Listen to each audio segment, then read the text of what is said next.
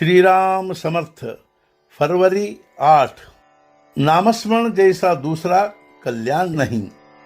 एक भला आदमी मुझे मिला और उन्होंने कहा, भगवान को देखने की इच्छा होती है, क्या आपने देखा है? मैंने कहा, हाँ देखा है। उन्होंने पूछा, क्या मैं देख पाऊंगा? मैंने कहा, देख पाओगे, किंतु इन आंखों से नहीं। भगवान को देखने के लिए विशेष दृष्टि लगती है। आज हमारी वैषयिक दृष्टि है, ऐसी दृष्टि भगवंत के लिए नहीं होती। यदि आप भगवान को देखना चाहते हैं तो एक उपाय है, भगवान के नामस्मरण में तल्लीन हो जाना।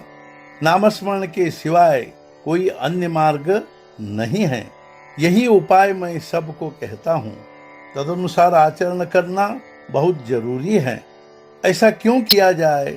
यह समझने के लिए कि मैं सही रास्ते से जा रहा हूं या नहीं। किंतु केवल मेरा कहना सुन लिया और छोड़ दिया तो सफलता नहीं मिलेगी। मेरे कहने के अनुसार कृति करोगे तो बात सधेगी। इसलिए प्रत्यक्ष कृति करो, आचरण करो। जितना आचरण में लाओगे उतनी ही सफलता मिलेगी। इसलिए सबको नामस्मरण करना चाहिए। कल्याण के लिए नामस्मरण जैसा दूसरा कोई उपाय नहीं है। नामस्मरण सहज स्वभाव से अपने पास है, वह अत्यंत उपाधि रहित है। इसलिए प्रत्यक्ष कृति करो, आचरण करो। जितना आचरण में लाओगे उतनी ही सफलता मिलेगी।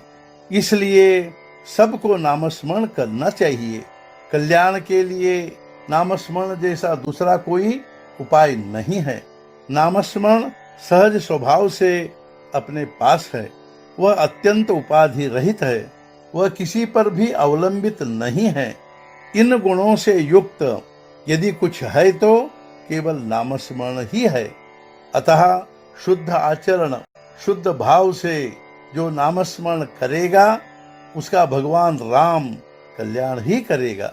जो गुरु कहता है उसे सत्य माना जाए।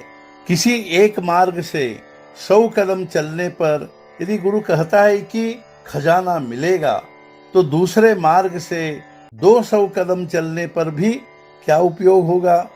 यदि तुम कहते हो कि मुझे साक्षात्कार हो, तो प्रत्यक्ष बोलने वाले, चलने वाले सद्गुरु पर विश्वास रखना चाहिए। उन पर विश्वास नहीं होता है तो परमात्मा का दर्शन करा देने से भी क्या लाभ होने वाला है? यदि आम चाहते हो तो गुठली बोनी चाहिए। सद्गुरु जो कहते हैं उस पर पूरा विश्वास चाहिए। मन चंचल होना ही नहीं चाहिए। हमें गुरु से एक रूप हो जाना चाहिए। नामस्मरण के अलावा कोई अन्य कल्याणकारी बात हो ही नहीं सकती।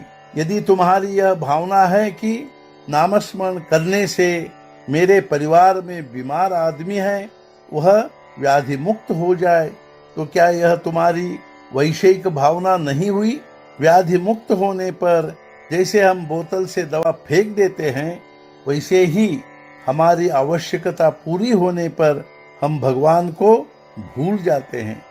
जब तुम किसी इच्छा पूर्ति की कामना करते हो तो साफ है कि तुम्हारी साधना में कुछ दोष है। जब हम सद्गुरु पर पूरा भरोसा रखते हैं तो सुख दुख का कोई असर नहीं होता। जब कोई बड़ा अधिकारी घुल मिलकर बालकों के साथ खेलता है तो वह उन्हीं के साथ मिल जाता है, वह उन्हीं में से एक हो जाता है। हमें भी व्यवहार में वैसा ही आचरण करना चाहिए। गृहस्थी तो दिखावा मात्र होनी चाहिए। गृहस्थी का असर भीतर नहीं होना चाहिए। भीतर हृदय में तो भगवान का ही निवास होना चाहिए। आज का मुख्य विचार, गुरुचरण के प्रति अत्यंत विश्वास ही साधना का अखंड सहायक होगा। उसी से गृहस्थी के फंदे से मुक्त हो जाएंगे। परमार्थ का यही खास मार्ग है।